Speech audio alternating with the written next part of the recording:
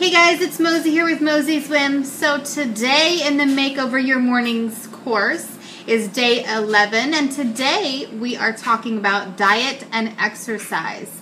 Man, isn't Crystal Payne just hitting on every single aspect of our lives, right?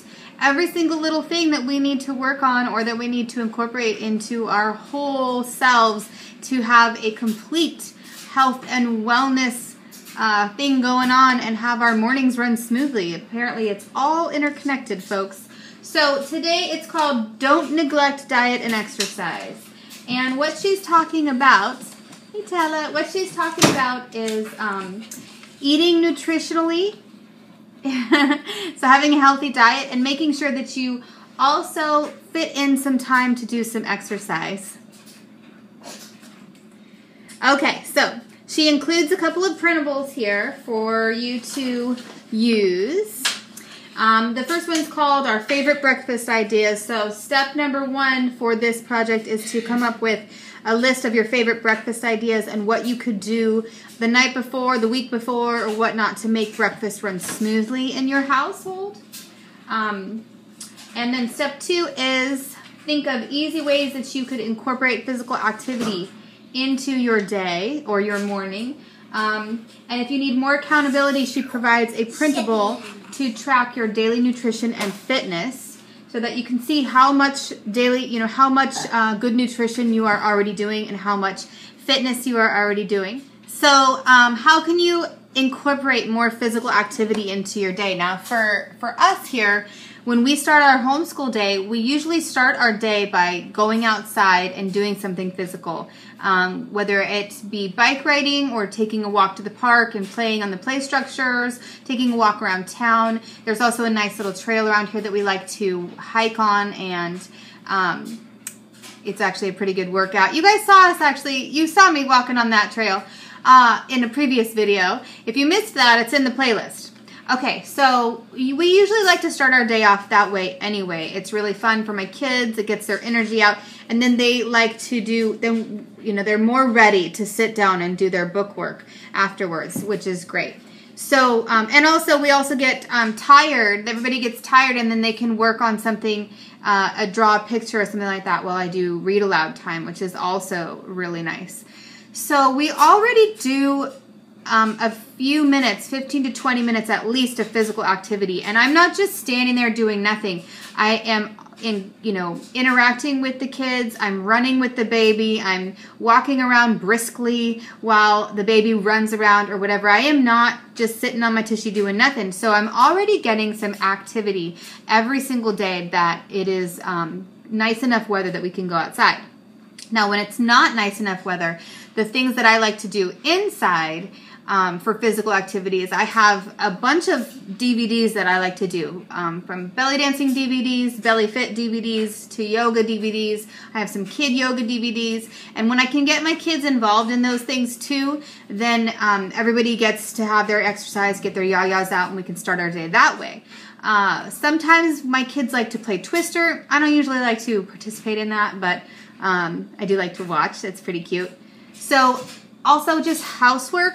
I do a lot of housework every day, schlepping laundry, doing dishes, lots of back and forth all over the house. I feel like I am on my feet all the time and I am walking back and forth all the time when I'm not actively doing something that's activity, physical activity. So I feel like I'm very active. Now in terms of like working out, I'm not doing anything to specifically work out. And one thing that I feel like I could incorporate is actually maybe some daily weightlifting and daily stretching. So those are two things that I'd like to incorporate. I feel like I'm getting enough aerobic activity just from chasing the baby. I mean, who's there with me, right?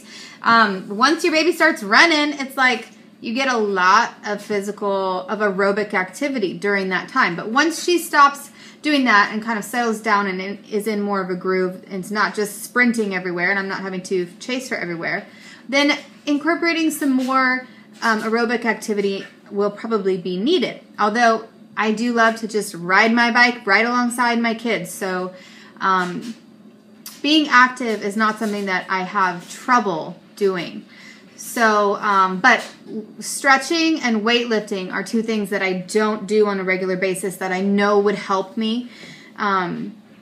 And that would be awesome. And I also really, really love to dance. And that's something that I don't get to do on a regular basis. Just finding the time to do my belly dancing practice or do my tango practice. Those are the two things that I do. Though the two kinds of dance that I like to do, belly dance and tango, are not necessarily things that I like to practice in the morning. Those are more of an evening practice that if I'm going to practice them, I will usually practice them in the evening. So anyway, so breakfast ideas. I've got sort of a handful of breakfast ideas that we already do, but making sure that I have the ingredients on hand and that I have sort of a plan ahead of time is something that I have been working on incorporating into my meal plan. I know I talked about that in the beginning of this course, that I didn't have a really good solid breakfast meal plan, so I have been working on that.